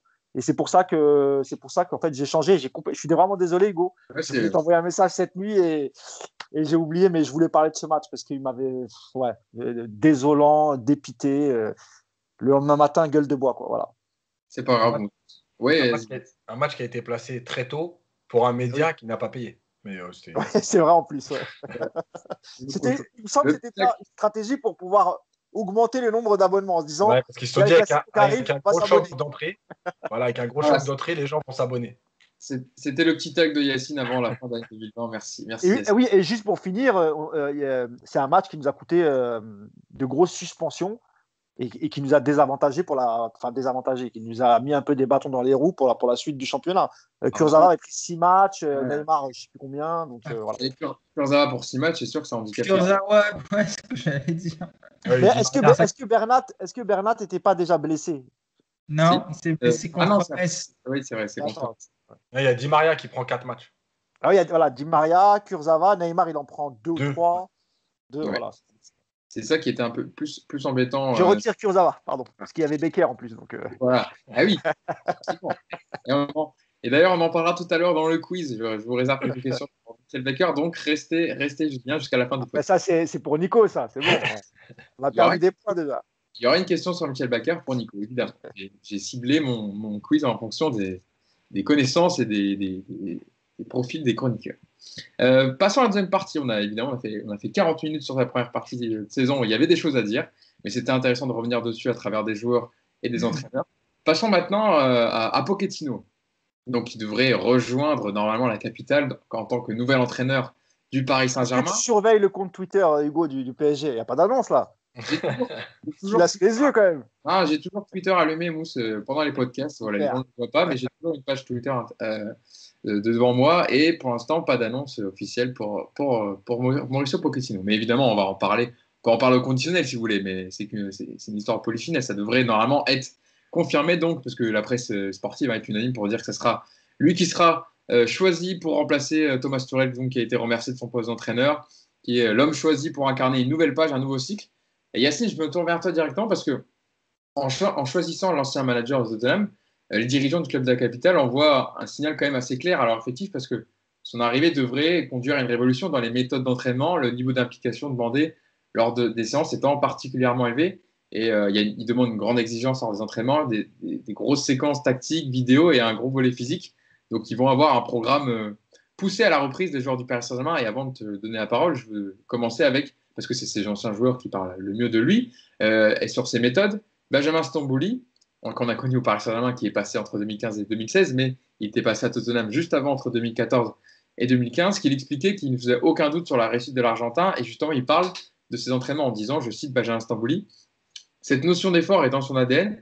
La base, c'est la transposition de l'intensité de l'entraînement au match. Il arrive avec de la crédibilité du fait de son CV en tant que joueur et entraîneur. Il te dit, en courant de cette manière-là, dans ces zones-là, vous allez gagner des matchs. Lui est convaincu de l'efficacité de sa méthode. Son défi sera d'être suivi. C'est un peu ça aussi ce qu'on attend de Mauricio Pochettino, cette capacité de transposer ce qu'il met en place à l'entraînement dans les matchs. Oui, parce qu'en fait, c'est ce qu'on appellerait un disciple de Bielsa. Alors moins borné, qui est plus capable de s'adapter, mais malgré tout, c'est une filiation comme Guardiola, comme Simeone. Et c'est vrai que tous ceux-là, ils ont ce truc en commun de dire que le foot, ça se joue avec de l'intensité. Et que cette intensité, en fait, elle doit déjà être mise à l'entraînement. C'est-à-dire que c'est pas le jour du match, tu allumes la lumière et tu dis tiens, aujourd'hui, on va courir. Ça se passe pas comme ça. Donc effectivement, il a des méthodes de travail et d'entraînement qui sont avec des exercices très poussés, très basés sur l'intensité, avec des grosses séances, parfois même des séances où les joueurs se plaignaient que c'était peut-être des fois trop dur, trop long. Mais en tout cas, ils en ont tiré bénéfice puisque sur le terrain, en tout cas, ils montraient des choses dans l'intensité. Pour ceux qui nous expliquent que Pochettino n'a toujours rien gagné, je rappelle qu'il a entraîné que Tottenham, qu'on le veuille ou non, il a remis Tottenham dans le Big Four parce que ça faisait plus de 20 ans que Tottenham n'était pas dans les 4 premiers quand il les reprend. Et donc, c'est comme si on disait aujourd'hui, Rennes fait 4 fois sur les 5 prochaines années, 4 fois sur le podium de la Ligue 1. Voilà. Et bien Tottenham, c'est la même chose. Donc, ces méthodes, elles fonctionnent. Effectivement, le plus dur, entre guillemets, ça va être de faire adhérer les joueurs parce que dans ce PSG-là, il y a des joueurs qui ont pris de mauvaises habitudes de choisir leurs séances, de choisir leurs exercices, de ne pas forcer parce que de toute façon, ils sont sûrs d'être titulaires. Et ça va être un problème, ou peut-être pas d'ailleurs, mais en tout cas, c'est le point d'interrogation. Voilà, la dernière chose, c'est que Pochettino, c'est un entraîneur qui mise beaucoup sur le groupe. Voilà. Il est, de ce côté-là, très proche d'un Ancelotti, par exemple, humainement, où il essaie de concerner un maximum de joueurs. Il n'a pas peur de lancer des jeunes, il n'a pas peur de faire de la rotation. Même si, dans un gros match, par exemple, quand on regardait jouer Tottenham, pour ceux qui suivaient Tottenham, il n'y a jamais eu de réelle surprise. L'équipe qui allait démarrer, à un joueur près, on la connaissait. Mais sur la durée du championnat, tous les joueurs ont été concernés. C'est-à-dire que s'il a un blessé, s'il a un suspendu, il peut mettre un joueur qui a soi-disant un peu moins joué, qui était considéré comme remplaçant, mais qui a déjà du temps de jeu et qui peut être dans le rythme rapidement. Donc humainement, il se rapproche beaucoup de on va dire, si on faisait un mélange un peu, ce serait Bielsa et Ancelotti, quoi. Nico, Yass en parlait, c'est vrai que la méthode Pochettino est basée sur une grosse intensité pendant les séances d'entraînement, mais est-ce qu'elle peut être transposée dans ce pari-là? Est-ce qu'il va pouvoir changer l'ADN d'une équipe qui est affaiblie par une dizaine de blessés avant la trêve, dans un contexte difficile, on le sait, avec l'absence de vraie coupure avec le Final 8, de préparation physique d'avant-saison, un enchaînement de matchs tous les 3 jours, et surtout un cahier des charges à remplir, parce qu'il doit gagner évidemment la Ligue 1, et puis aussi il y a ce 8e de finale qui arrive le début février avec Barcelone, donc il va y avoir des échéances très rapidement à négocier. À court terme, ça me paraît difficile. Déjà, dans un premier temps, ne serait-ce que par rapport aux blessures. L'effectif, le 3, là, pour la reprise, il ne va pas être complètement par magie, on ne va pas retrouver tout le monde sur pied, opérationnel à 100%. Donc ça, c'est une donnée qu'il va falloir prendre en compte, comme on l'avait aussi prise avec Tourelle, même si on était souvent dur avec lui. Il faut quand même avoir conscience que l'effectif cette année est très amoindri. Après, moi, ce qui me donne espoir, il y a deux choses avec Pochettino. C'est que déjà la première, c'est que je pense qu'il connaît déjà bien l'effectif. Euh, on n'est pas dans le cas d'un Domenech qui débarque à Nantes et je pense qu'il ne connaît pas la moitié des joueurs. Voilà, Pochettino, il a envoyé des gens de son staff voir des matchs du PSG depuis plusieurs mois déjà, parce que ça fait quand même quelques mois que cette arrivée est dans l'air du temps. Il a parlé à Emery, j'ai appris ça dans la presse là hier. Il a été rencontré Unai Emery pour parler du PSG. Il connaît déjà aussi le club, donc il y a déjà cet aspect. On n'arrive pas avec un entraîneur qui débarque, et je pense que déjà il a bien cerné cet effectif. Après, après ces méthodes, effectivement, elles sont là sur le papier. Quand on en parle, ça semble pas du tout coller avec les joueurs qu'on a actuellement. Maintenant, c'est un nouvel entraîneur qui débarque. S'il a les cartes en main pour faire jouer la concurrence, pour écarter des joueurs s'il estime qu'ils ne sont pas dans son cadre pour le moment, alors on aura, je pense, une bonne surprise. Si à contrario, vous avez un Neymar ou un Mbappé qui vont chouiner devant le président d'ici une semaine ou 2 semaines en disant oh là, c'est trop dur, dites quelque chose, et que derrière la présidence explique à Pochettino qu'il faut un petit peu tempérer, effectivement, on va reconnaître les mêmes problèmes. Maintenant, pour finir, je me rappelle des 6 premiers mois d'Emery où ça se passait quand même pas trop mal. Je me rappelle des 6 premiers mois de Tourelle où on avait a priori le plus beau PSG qu'on ait eu depuis que QSI soit arrivé.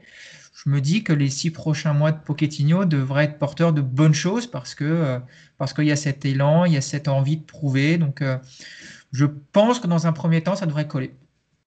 Mousse, il y en a un qui connaît bien Mauricio Pochettino, c'est Luis Fernandez, qui évidemment l'a eu comme joueur entre 2001 et 2003, quand Mauricio Pochettino était au Paris Saint-Germain, qu'il a été fait venir et il en avait fait son capitaine d'ailleurs. Et Nico parlait d'adaptation par rapport à l'effectif, par rapport aux blessures, etc., par rapport à ses méthodes. Et justement, il y avait Luis Fernandez qui revenait dessus dans l'équipe et qui mettait en valeur le pragmatisme de Pochettino. Je cite Luis Fernandez et je te lance dessus après. Mauricio est quelqu'un d'intelligent. Il a un regard précis sur ce qu'est le championnat anglais dans l'engagement et dans l'intensité. Il va s'adapter à la France et à l'effectif qu'il a. Pourquoi changerait-il de méthode? Il va apporter des retouches et s'adapter.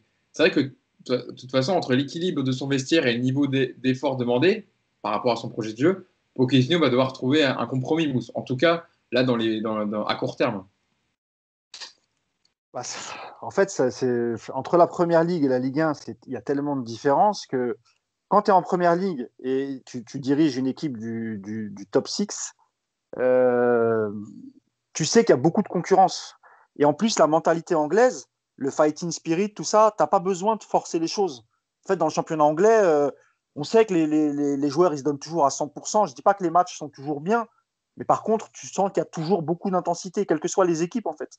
Et là, en fait, tu vas te retrouver à diriger une équipe qui est archi dominante et qui n'a jamais fait d'effort parce qu'elle est tellement sûre de ses forces et elle est tellement au-dessus que en fait, son travail, ça va être de trouver la motivation chez les joueurs, de tout donner, que ce soit face à Dijon, l'équipe préférée de Nicolas, ou face à, tu vois, Manchester City, si tu es amené à les rencontrer.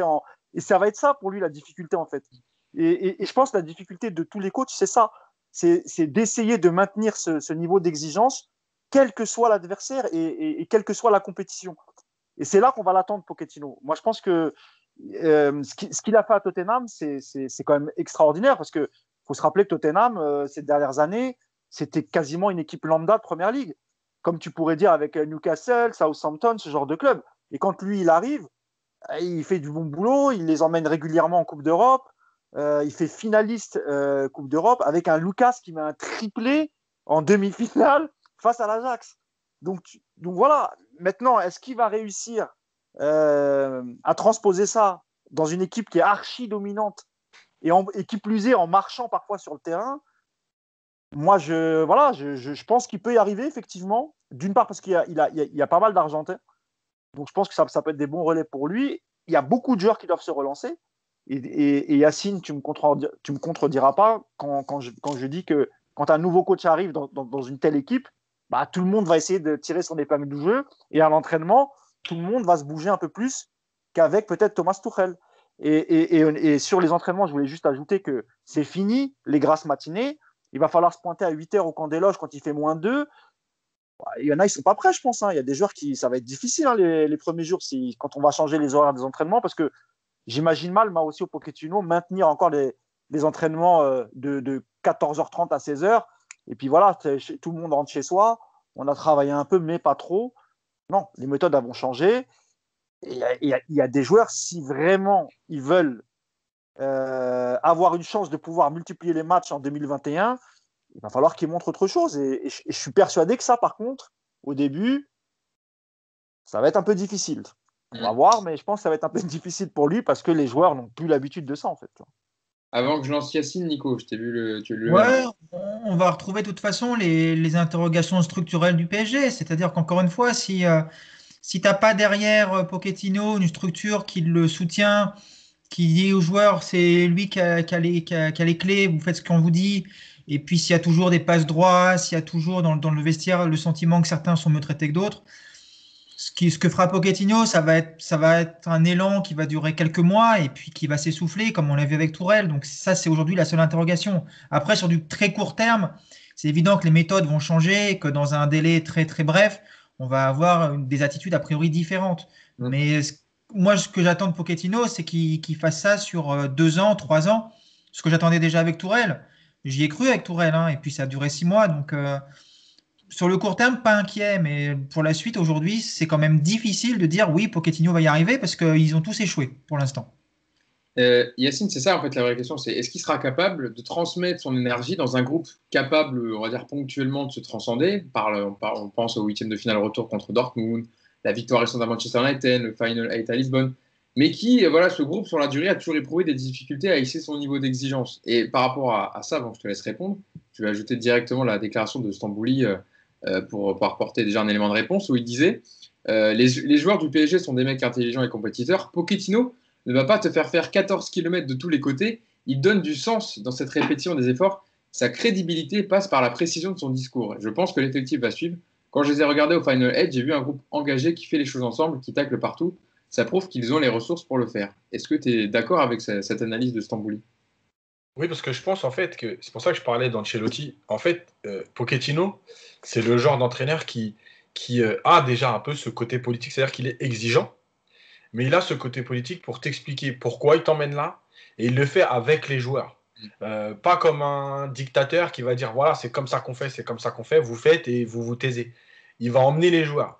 Et sa crédibilité, j'ai lu beaucoup d'interviews aussi de Lloris et tout, où en fait il joue un peu sa crédibilité sur un point qu'il va soulever à la mi-temps d'un match ou avant un match. Et comme il se trompe rarement parce qu'il fait étudier les adversaires avec beaucoup de précision, etc., en fait, les joueurs se disent c'est vrai que euh, ce qu'il nous dit, c'est vrai. Et les joueurs, quand tu commences à gagner en suivant ce que le coach dit parce qu'il a lu l'adversaire, etc., ils te suivent, c'est logique. Ils se disent, en gros, il dit pas de conneries, donc on va y aller avec lui. Je pense qu'il a un deuxième point essentiel, mais ça dépendra aussi du club. Et je fais juste une parenthèse sur tout ça. On a parlé de Tourelle et compagnie. Mais je pense qu'à un moment donné, il va falloir que tout le monde au club se regarde dans une glace, et en premier les joueurs. Parce que quand Mbappé dit merci à Tourelle, moi, je suis désolé, mais les remerciements comme ça à la fin, si tu veux remercier ton coach, eh ben, tu fais ce qu'il faut sur le terrain. C'est comme ça que tu remercies un coach. Moi, je suis entraîneur. Demain, l'équipe que j'entraîne, ils viennent me dire ah merci, tu as été viré. Ben non, pas merci. Parce qu'en plus, dans 3 mois, si je te vois courir, ça veut dire que tu ne l'as pas fait parce que tu t'es foutu de ma gueule. Donc, je pense que les joueurs, va falloir qu'ils se regardent dans une glace. Ceux qui ont fait semblant d'être blessés, de prendre leur temps pour revenir. Et aussi, parce que malgré tout, juste, c'est vrai que Tourelle, il ne calculait pas les remplaçants. Mais malgré tout, tous ces beaux mondes-là, ils sont très bien payés pour jouer au foot. Donc moi, je veux bien les états d'âme un petit peu, mais ça ne veut pas durer 6 mois. Et la deuxième chose, c'est les dirigeants. Parce que si Tourelle n'a pas pu non plus faire tout ce qu'il avait envie, avec ses défauts et ses qualités, c'est qu'à un moment donné, il n'a pas été. Donc moi, je veux bien, Pochettino, maintenant, s'il arrive, si c'est définitivement lui, il a été choisi, que ce soit Leonardo, Nasser, Doha, tout ce qu'on veut aujourd'hui, au PSG avec des gens qui sont en place. Celui qui n'est pas content du choix Pochettino, il se casse. Maintenant, si tu restes là en disant OK, Pochettino ici, je suis là, maintenant tu dois le soutenir. Et il va falloir que tout le monde se mette devant ses responsabilités pour qu'enfin ce cap soit passé. Parce que finalement, entre 2013-2014 et aujourd'hui, est-ce que le PSG a réellement progressé? On va me dire ils ont fait une finale de Ligue des Champions, mais est-ce qu'il réellement il y a une progression? Moi, je ne trouve pas. Voilà. Avant qu'on passe au mercato d'hiver et les possibles recrues qui pourraient arriver du côté du Paris Saint-Germain, peut-être dans les valises de Mauricio Pochettino, il y a une déclaration que je trouve intéressante. Mousse, c'était toujours Benjamin Stambouli, qui je trouve a fait une très bonne interview dans l'équipe pour parler justement du profil et la patte de Pochettino. Et on lui posait un peu la question parce que des joueurs comme on en parle depuis tout à l'heure, des joueurs comme Kimpembe, Marquinhos, Herrera, Gueye, qui ont le profil pour répondre à ces attentes, aux attentes au niveau de l'exigence à apporter aux entraînements et sur le terrain. Mais quid des deux stars en attaque? Et justement, Benjamin Stambouli disait que Mbappé et Neymar suivraient les consignes de Pochettino en termes d'efforts. Je cite Benjamin Stambouli: ce que veulent Neymar et Mbappé, c'est gagner. Mbappé, s'il n'avait que du talent, il n'aurait fait qu'1 an. Ce sont des compétiteurs de haut niveau, donc si on les persuade que la victoire passe par ça, l'effort, ils le feront. En tant qu'ancien joueur, Pochettino a la capacité de faire passer son message. Est-ce que tu es d'accord aussi sur le fait que c'est un ancien joueur, il connaît la maison PSG, alors certes c'était à une époque différente, mais Yacine le disait, il a une politique de gestion des égos et des stars, il en a eu du côté de Tottenham. Pour le coup, on parlait souvent de Tourelle qui n'avait pas eu des gros égos à gérer à Mayence et Dortmund. Lui, pour le coup, il a eu à gérer des gros joueurs. Est-ce qu'il peut le transposer justement avec Mbappé et Neymar? Écoute, j'ai envie de te dire, seul l'avenir nous le dira. On sait que Neymar, c'est un joueur qui est beaucoup sur l'affect. Et on connaissait sa relation, notamment avec le sélectionneur brésilien, Tite. On sait qu'il y a une vraie relation et que quand il est en adéquation avec son coach, bah, il fait les efforts, il fait des choses. Donc on a pensé que c'était le cas avec Tuchel, parce que quand Tuchel arrive, on voyait souvent se faire des câlins. On avait vite compris que c'était un peu son chouchou. Euh, est-ce que Pochettino a ce côté-là? Je pense qu'il a un côté proche des joueurs, Pochettino.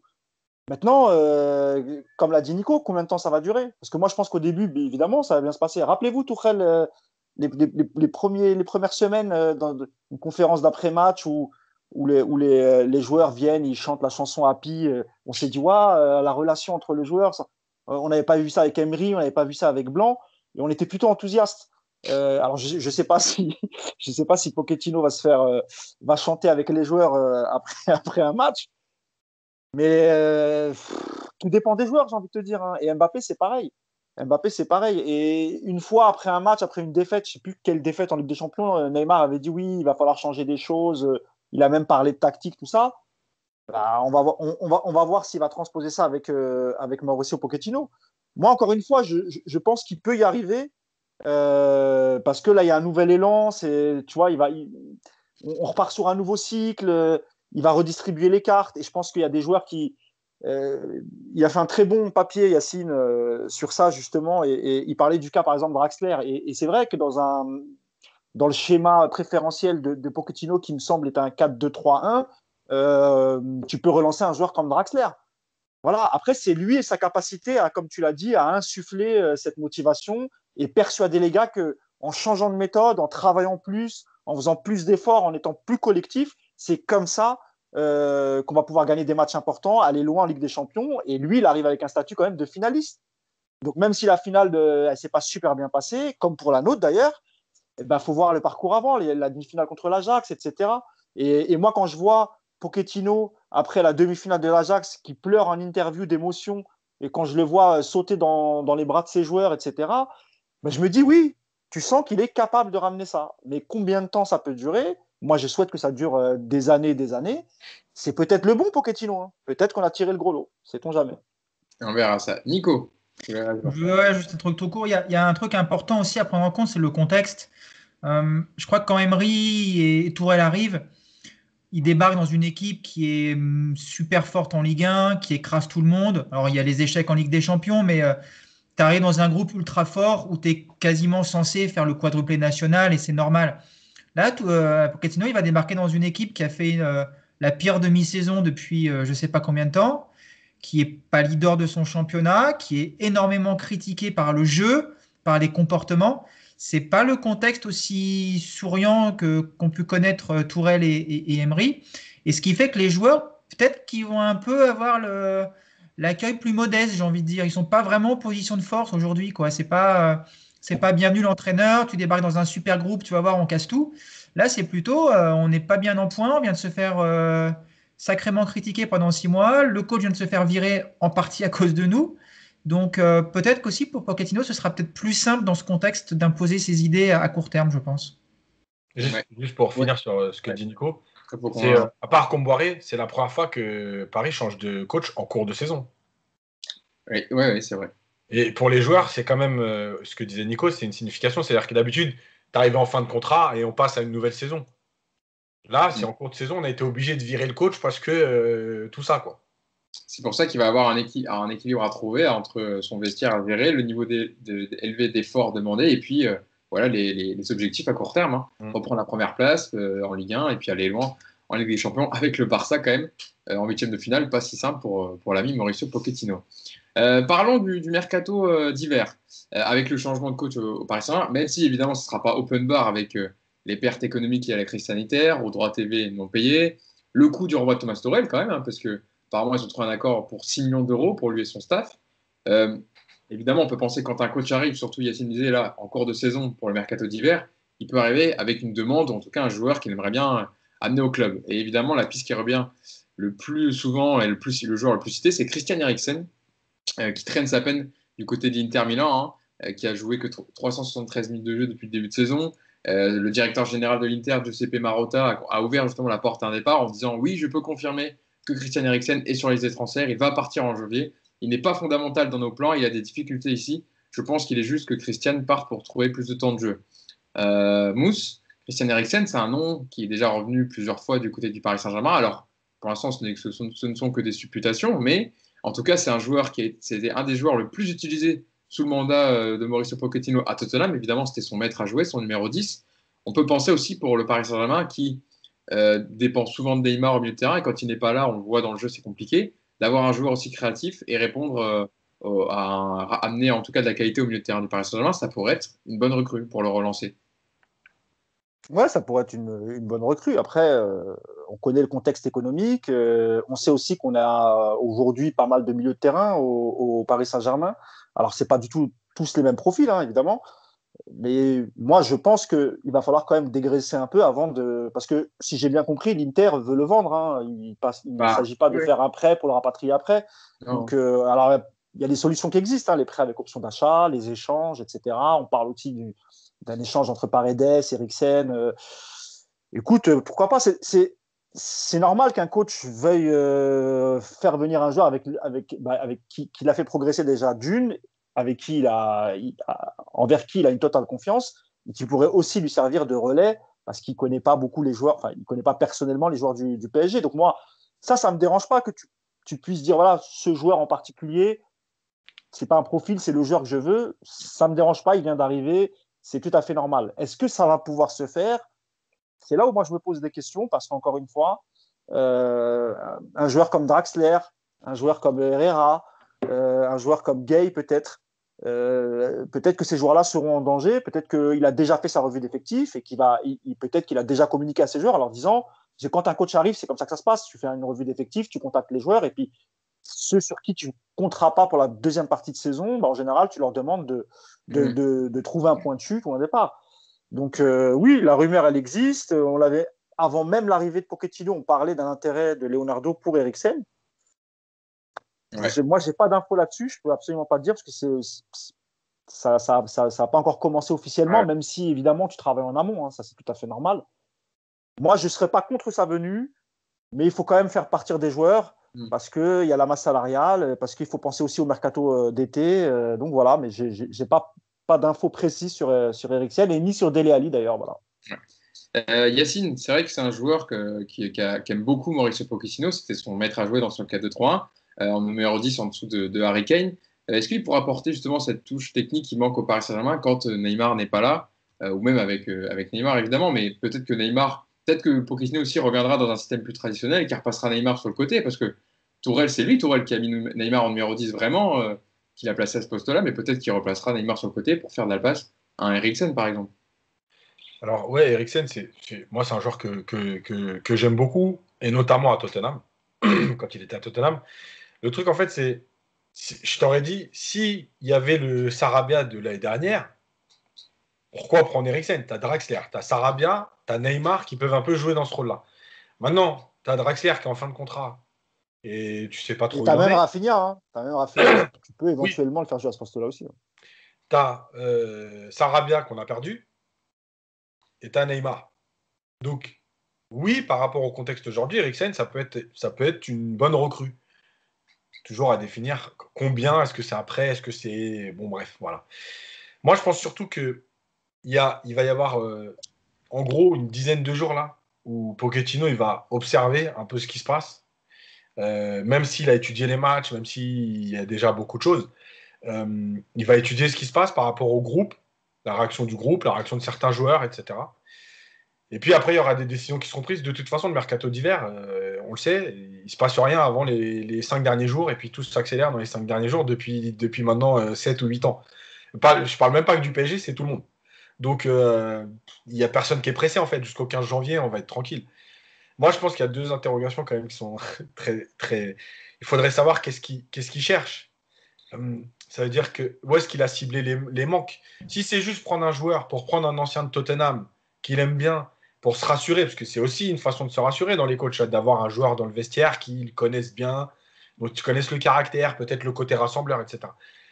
Si c'est juste ça, je vois pas l'intérêt.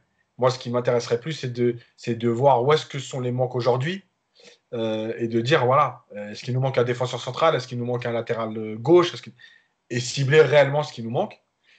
Pas forcément aller sur les anciens de Tottenham. Maintenant, c'est toujours pareil, une opportunité de marché. Si l'Inter veut vendre, je ne vois pas comment il pourrait. Si c'est à ce point-là, on veut vendre, il n'a pas sa place, ils ne peuvent pas demander 50 millions. Donc, Non, il va forcément faire une offre au rabais. Ça va être une non, mais offre. voilà, donc pourquoi pas. C'est possible. Nico, c'est vrai c'est pour ça on espère que Mauricio Pochettino va bientôt signer, parce qu'il y aura évidemment une conférence de presse où il expliquera un peu son plan de jeu, ses méthodes, et puis aussi peut-être les joueurs qu'il veut dans cet effectif. Donc ça sera intéressant de suivre ça par rapport à un Christian Eriksen qui pourrait possiblement arriver et apporter à ce milieu du PSG. Ouais, moi, je pense qu'il sait déjà ce qu'il veut. Je pense qu'il n'a pas besoin de. Il va être conforté dans ses choix ou dans ses opinions quand il va voir le groupe, évidemment, mais je suis persuadé qu'il a déjà en tête la structure de son équipe, les joueurs sur lesquels il a envie de se reposer. Et si on parle de Christian, ça fait longtemps qu'on en parle de joueurs, hein, je vous rappelle. Hein, c'est quand même pas.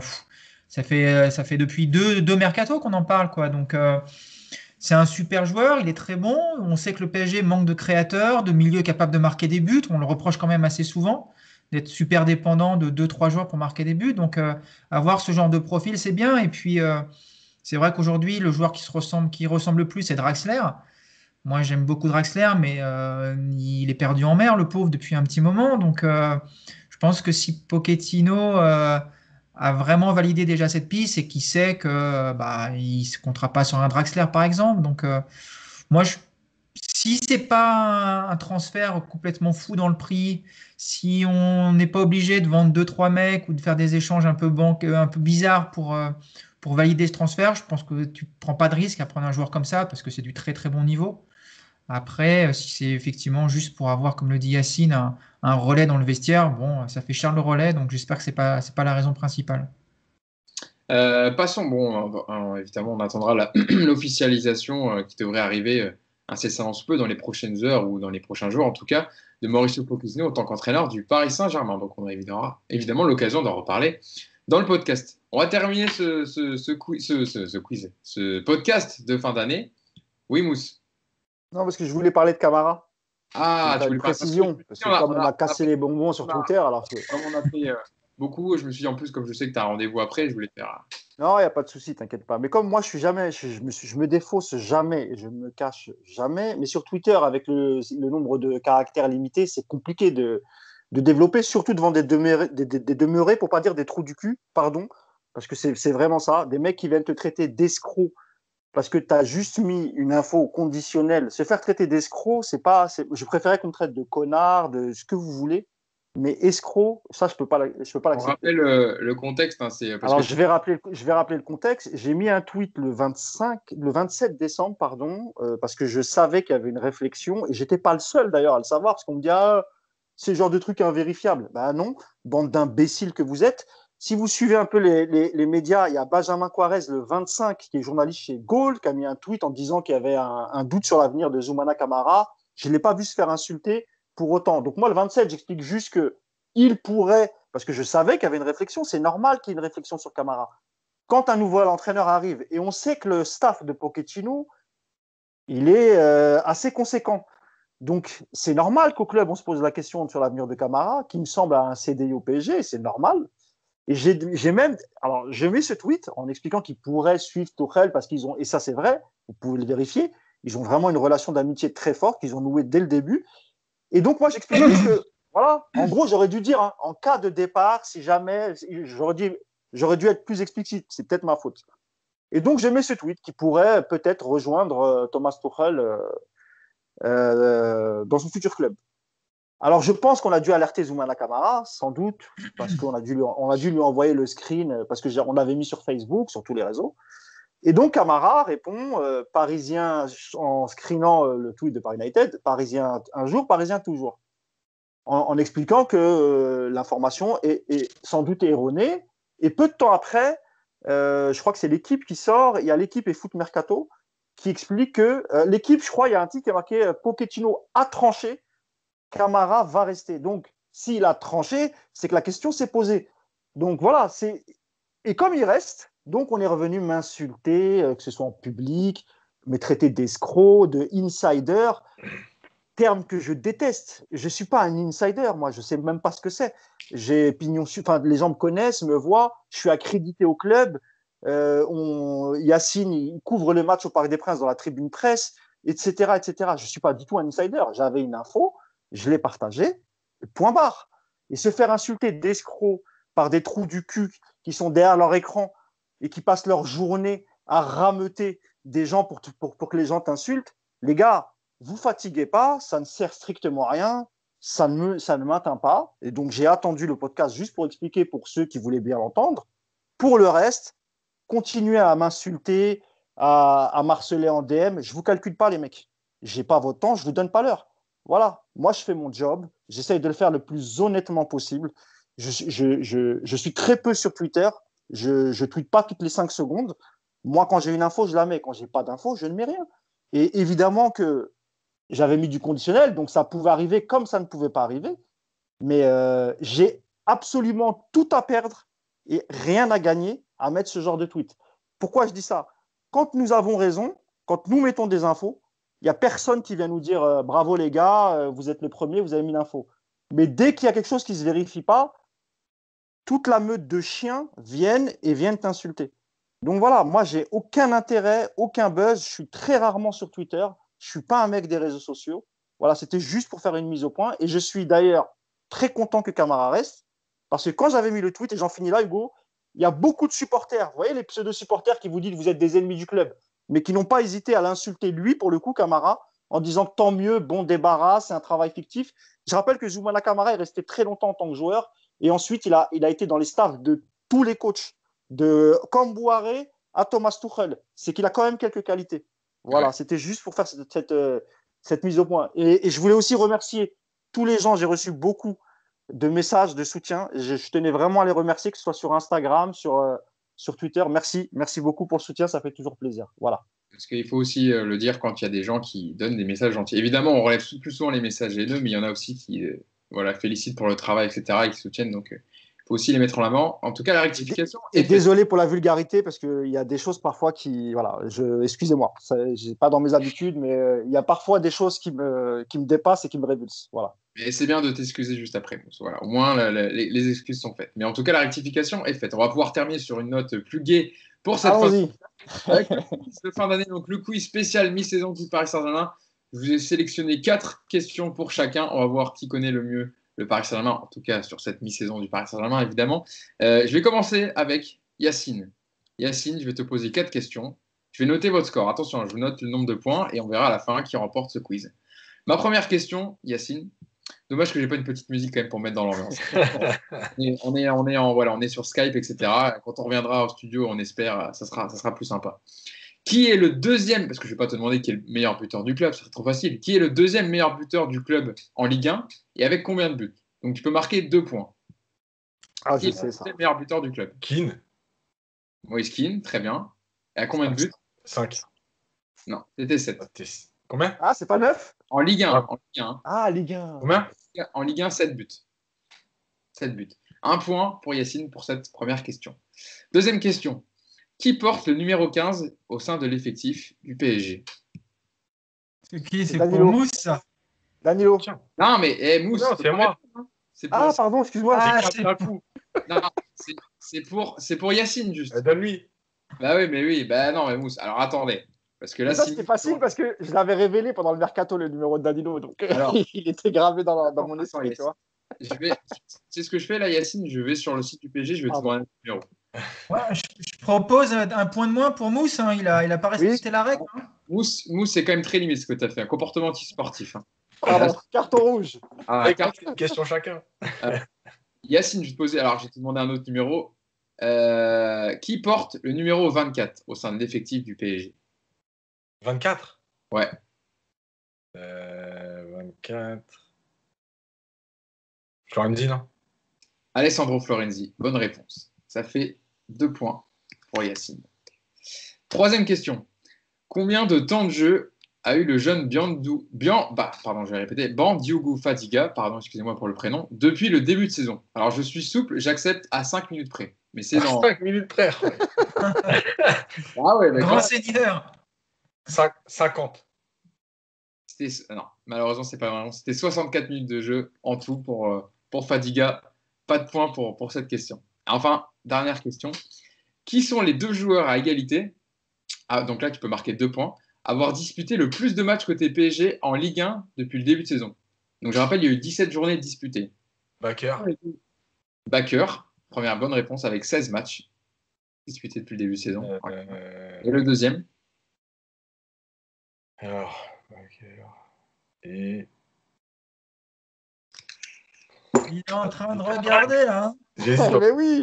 Non, Navas. Non. Navas, il a disputé que 12 matchs. C'était Ander Herrera, le deuxième joueur à avoir disputé. Il en a disputé 16 sur le site. Sa seule absence, c'était contre Monaco à Louis II, où il était blessé. Et Michel Bakker, lui, le seul match où il n'a pas participé, c'était la défaite lors du Classico contre Marseille au Parc des Princes. Okay. 3 points pour Yacine pour sa série de questions. À toi, Nico. Première question. Quel numéro porte Michel Bakker? Oh non. Ah, si tu ne le trouves pas, c'est honteux. Ouais. C'est honteux, Nico. Alors là.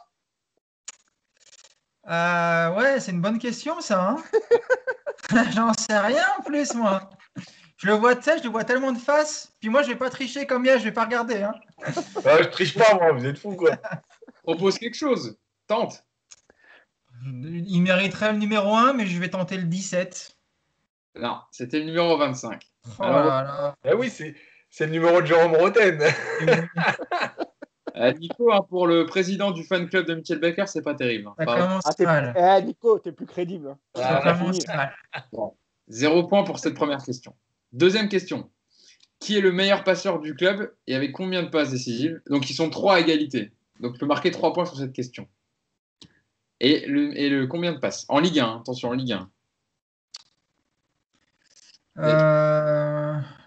Je vais dire Mbappé. Ouais. Avec 3 passes. Non. Bah, le chiffre, non, c'est pas le bon chiffre. Mais tu peux me donner les deux. Si tu peux avoir les 2 autres, tu as 1 point pour Mbappé. Est-ce que tu as les 2 autres noms, les 2 autres passeurs? Je vais dire Di Maria. 2 points. Et le troisième? Troisième. J'ai envie de dire, si c'est 2, c'est Baker qui est dedans, hein, parce qu'il en a fait 2, je crois, mon petit Michel. Je vais dire Baker. Eh ben non. C'était. Merde. Franchement, je sais pas si vous l'avez trouvé, c'était Pablo Sarabia, avec 4 passes décisives. Donc les 3 sont à égalité en Ligue 1, ils sont à 4 passes décisives les 3, donc 2 points. Sarabia a fait 4 passes en première partie de saison. Ouais, il a fait 4 passes décisives. Voilà, fallait l'avoir. 2 points pour l'instant pour Nico. L'entraînement, ça compte pas. Comment? L'entraînement, ça compte pas. Vous êtes dur. Troisième question. Le 25 septembre dernier, Alexandre Letellier, tu le sais Nico, a rejoint le club de la capitale libre pour un contrat d'environ 1 an. Mais quel était son dernier club? Alexandre Letellier. C'est des questions pour Mousse. Hein. Je ne sais pas du tout. Je vais tenter un Clermont sans aucune conviction. Clairement, c'est ton dernier mot? Non, je vais dire Orléans. C'est bien l'US Orléans. J'espère que tu n'as pas C'est triché. ça? Ah, j'ai pas bougé. Bonne réponse. Il a le téléphone, là, juste là. Tu vois Regarde, j'ai les mains libres. L'US Orléans, bonne réponse. 3 points pour Il Nico. vient nulle part, celui-là. Et enfin, dernière question. Draxler, Julian Draxler, on en a parlé tout à l'heure, a marqué 2 buts depuis le début de saison en Ligue 1, dans 2 matchs. Mais quelles étaient les équipes contre lesquelles il a marqué? Alors, j'en ai une facile, parce que c'est sur une passe de Baker. Donc, c'était contre Angers, ça c'est sûr. Ça, celle-là, je la valide. Alors, le deuxième. Putain, début de Draxler. Je vais tenter Nantes au pif. Non, Metz. c'était contre Metz, effectivement, Yass. Ah oui, le but de la tête à la dernière minute. Exactement, Ah, je m'en veux.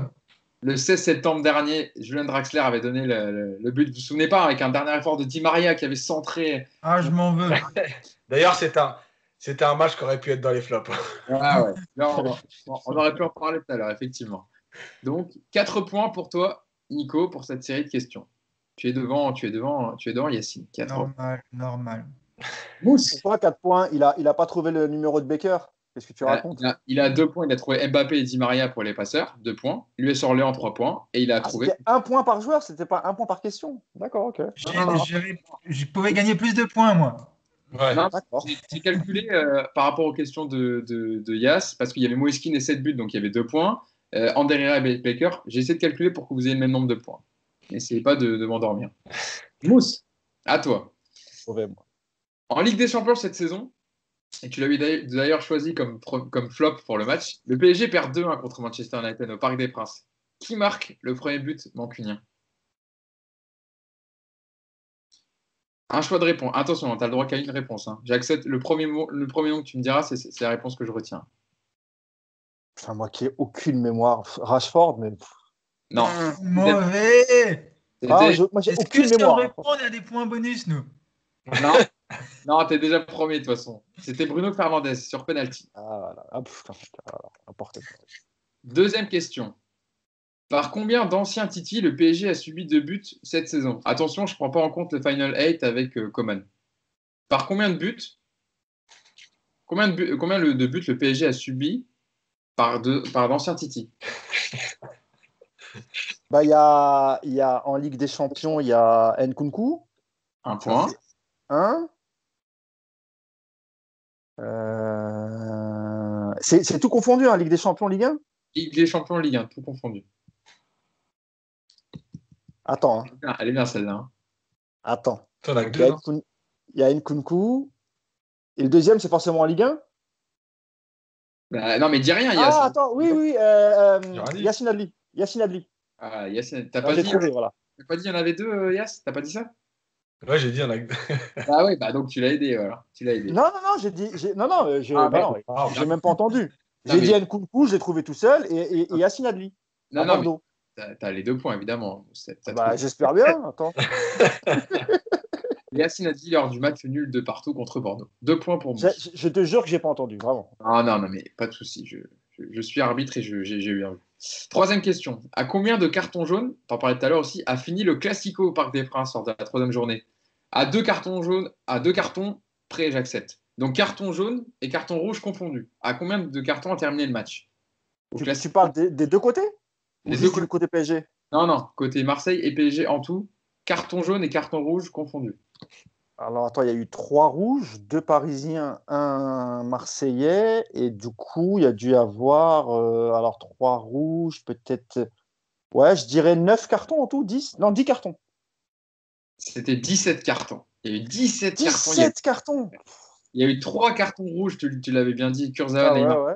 Il y a eu 14 cartons jaunes qui ont donné lieu d'ailleurs parce qu'il y a eu 2 jaunes pour Paredes et 2 jaunes pour Benedetto Ah, qui ont donné la rouge. Ah, c'était ouais. 17 cartons. Ouais. Toujours 2 points pour Mousse.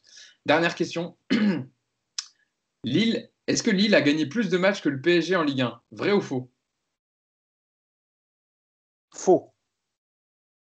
Faux, effectivement. Lille en a gagné 10 et le PSG 11. Donc, tu marques 3 points. Malheureusement, ça sera 3 points. 3 points pour exciter. C'est Nicolas Purabo qui remporte le quiz de cette fin d'année avec 4 points. Bon, malheureusement, il n'y a pas trop le numéro de Mitchell Baker. Hein, c'est quand même une petite je propose qu'on lui offre le maillot de Baker floqué parce qu'il a gagné le. Moi, je propose qu'on lui enlève un point. Si on enlève un point, vous êtes tous à égalité. Alors, ouais. Écoute, il y a des très beaux réplicas qui viennent de Chine. En mettant 5 € chacun, on peut t'offrir un faux maillot du PSG floqué Baker. Par contre, il y a 2 cas. Hein, vous ne tombez pas dans le flocage tant qu'à faire. Faudra pas oublier, oui, c'est ça. Faudra pas oublier les 2 cas quand même. Bon, j'espère que ça vous a plu ce petit quiz de fin d'émission pour terminer l'année 2020 en gaieté. Encore une fois, merci à vous pour tous les commentaires, pour tous les likes, pour tout le soutien que vous nous apportez. On lit tous vos commentaires en dessous des podcasts sur YouTube. On sait aussi que vous nous écoutez sur Spotify, sur Deezer, sur Apple Podcasts. Donc, merci à vous. N'oubliez pas, c'est important de vous abonner à la chaîne de Paris United sur YouTube parce qu'on met également les conférences de presse, les entraînements. Donc, pour ne rien louper, abonnez-vous, activez la cloche. Comme ça, vous aurez toutes les dernières vidéos sur la chaîne YouTube de Paris United et évidemment le site de Paris United où vous retrouvez tous les articles, notamment de Yacine qui met beaucoup la main à la pâte pour fournir d'excellents articles de qualité, notamment sur Pochettino, sur le bilan Tourelle, etc. Allez voir, il y a beaucoup d'articles à ce sujet. Donc, je voulais vous remercier tout d'abord, évidemment, Mousse, Nico et Yacine d'avoir été avec moi pour ce dernier podcast de l'année 2020. Merci à vous pour tous les podcasts qu'on a partagés et puis pour les prochains qui arriveront, évidemment. Et puis, on vous souhaite à tous, ceux qui nous regardaient, un bon nouvel an. Et puis, évidemment, une bonne année 2021. Et on se retrouvera avec plaisir pour revenir sur la première journée de la reprise de la Ligue 1. Bonne année 2021, bonne santé. Et à bientôt. La reprise après un jour et demi d'entraînement. Ah oui, attendez, parce qu'il y a match mercredi. Donc, alors, en espérant qu'Hugo soit dispo pour qu'on débriefe le premier match de Pochettino, on espère. Je serai disponible. Si tu as bien digéré la soirée de ce soir, ouais. Je pense que là, tu as quelques jours pour te reprendre. Parce qu'on te connaît, on sait que tu as le coup de lever du coude assez facile. Donc, voilà. J'ai une capacité d'adaptation exceptionnelle, moi. Donc, à ce qu'il paraît. Voilà, c'est Pochettino. Merci à tous et puis on vous souhaite une bonne année. Ciao à tous. Ciao.